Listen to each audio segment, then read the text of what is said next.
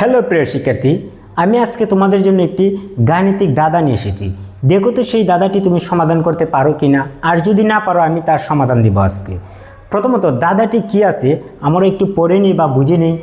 দাদাটিতে বলা আছে আমি একটি 5 অঙ্কের প্যালিন্ড্রোম, অর্থাৎ 5টি অঙ্ক নিয়ে একটি সংখ্যা গঠিত করতে হবে এবং সেটা হতে হবে কি প্যালিন্ড্রোম। আমার এককের অঙ্কটি দশকের অঙ্কের থেকে 1 কম।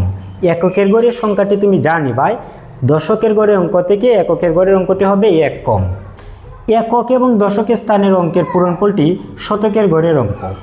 একক এবং দশকের গড়ে যে দুটি অঙ্ক তুমি নিবাই তাদের পূরণফলটি হবে শতকের গড়ের অঙ্ক, এবং সব কয়েকটি অঙ্কের যোগফল হতে হবে কত?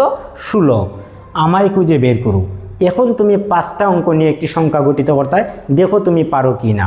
এটি যদি আমি সমাধান করি, সমাধান করার জন্য আমি প্রথমত একটি বক্স আর্ট করতে পারি। বক্স বলতে আমি কেন আর্ট করছি, কারণ 5টা অঙ্ক তো আমাদের নিতে হবে, ঠিক না? 5টা অঙ্ক নেওয়ার জন্য আমি 5টা গড় এখানে আর্ট করলাম। 5টা গড়ের ভিতরে প্রথম আমার নিতে হবে কি এককের গড় অঙ্ক। এককের অঙ্ক যদি আমি নেই 2, এই যে দশকের গড়ে যে অঙ্কটি আছে তার থেকে এককের গড়ে অঙ্কটি হতে হবে 1 কম। সেই শর্ত সাপেক্ষে আমি এটা যদি 2 নেই, আমি দশকের গড়ে অঙ্কটি নিতে পারি কত? 3। এবং শতকের গড়ে যে অঙ্কটি আমি বসাবো সেই অঙ্কটি হবে 2টির পূরণফল। 2 3 কত হইব? 6। এতটুকু পর্যন্ত আমি 2টা কনসেপ্ট থেকে লিখতে পারি, ঠিক আছে? 2 3 6 এতটুকু পর্যন্ত আমি আসতে পারি।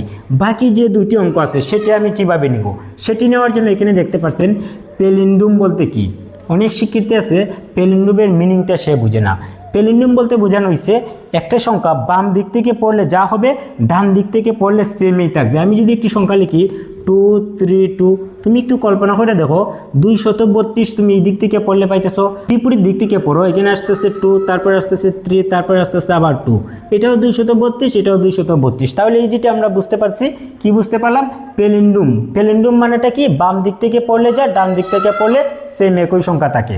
সেই সূত্র অনুযায়ী বা কনসেপ্ট অনুযায়ী আমরা লিখতে পারি এককের গড়ে যদি 2 থাকে এখানে আমাদের 2 বসাইতে পারি।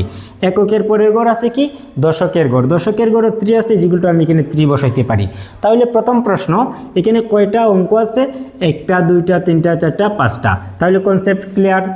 এবং এককের গড়ে যদি আমি 2 বসাই, এককের পরে দশকের গড়ে আমি কি বসাইতেছি? 3। তাহলে প্রথম যে লাইনের শর্ত আছে এককের গড়ের অঙ্কটি কি থাকবো?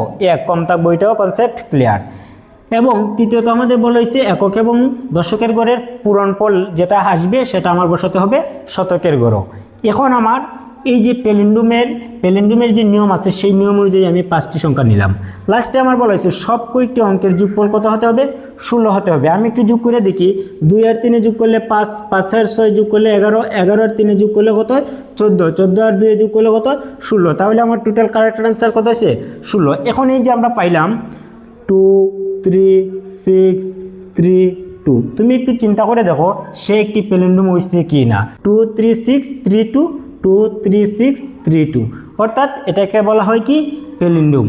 এই যে আমরা সমাধানটি করলাম, এটি কেমন লাগলো কমেন্ট করে একটু জানাবেন। ভিডিওটি যদি ভালো লাগে লাইক কমেন্ট শেয়ার করবেন। নতুন ভিডিও পাওয়ার জন্য চ্যানেলটিকে সাবস্ক্রাইব করবেন। Thank you watching for my video.